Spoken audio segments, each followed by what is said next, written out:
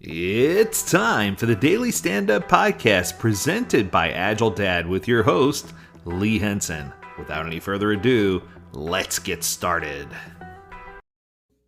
The theme for this week seems to focus a lot on leadership and irony's dripping. I received an email from my dear friend Mike Cohn, and it talks about how Agile leaders support self organizing teams. So I thought, how timely, while we're talking about this topic anyway. I thought it'd be good to talk about the leader's role regarding self organizing teams.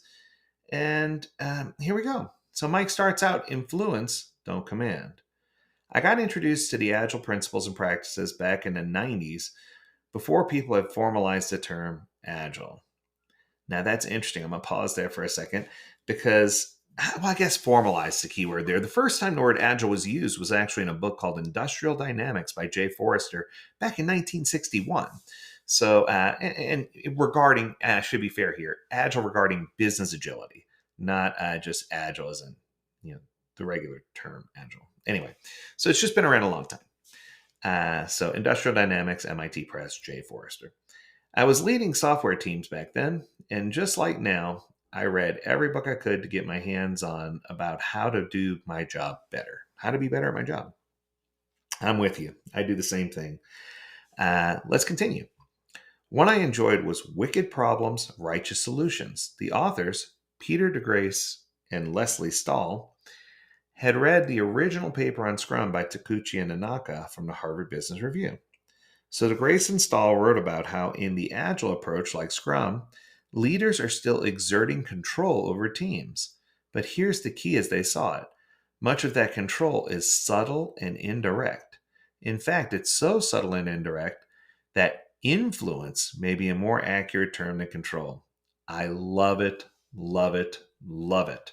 Every time I do one of these episodes where I'm reading a letter from Mike, it's hard to believe just how aligned we are on all of these topics. And I feel like this is a good thing, and I'm going to go here. I think it's good news for the Agile community. If we could have more thought leaders who really do align the way that Mike and I align, I think that we would have many more organizations really seeing success with Scrum or success with Agile in general. Agile leaders influence teams by the goals they pick, but they also influence teams in other ways, including via the team composition itself. So when I think about influencing the team based on goals, that brings me to the North Star, right? So I think that at the highest level, Agile leaders, make sure we have a North Star, make sure we have a goal and a vision, and that we can strategically achieve it. But then here, when it goes down to team composition, I'm going to throw another word in there. How about initial team composition? One of the things that I'm a firm believer of is self-organization of teams. And I've had teams realign. I've had teams drop members. I've had teams request to add members. So what I'm trying to say is once the team becomes more mature, I give them that great power so that they can expose that responsibility. Isn't that what it says? With great power comes great responsibility. Yeah, that's the Spider-Man thing. So suppose you got a software team and their goal is to finish an app and hand it over to the ops group that will then install it. So your team is in charge with deploying the software, just getting it ready for deployment. Now imagine you decide to put a DevOps engineer on that team. The team will start to behave differently with an ops person in the mix. I have no idea if they'll behave better or worse. It's going to depend on a lot of other external factors, but I know they will do things differently. So team constitution is one way to influence. That I agree with. Sometimes it's better to not throw that ops person on the team, just saying. Leaders also have a tremendous influence on teams just by how they answer the following questions. How big of a problem do we give to the team?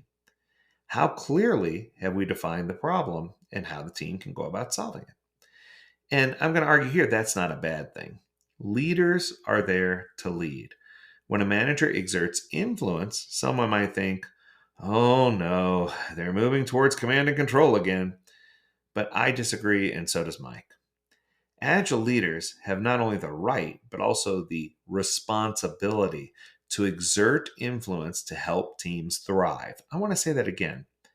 Agile leaders have not only the right, but also the responsibility to exert their influence to help teams thrive. That needs to be a quote somewhere. But that influence should be, as DeGrace and Stahl wrote, subtle and indirect. When you recognize the subtle ways that can bring the best out of your teams and team members, that's going to help leaders and organizations really succeed with Agile. It's going to help them get to where they need to be.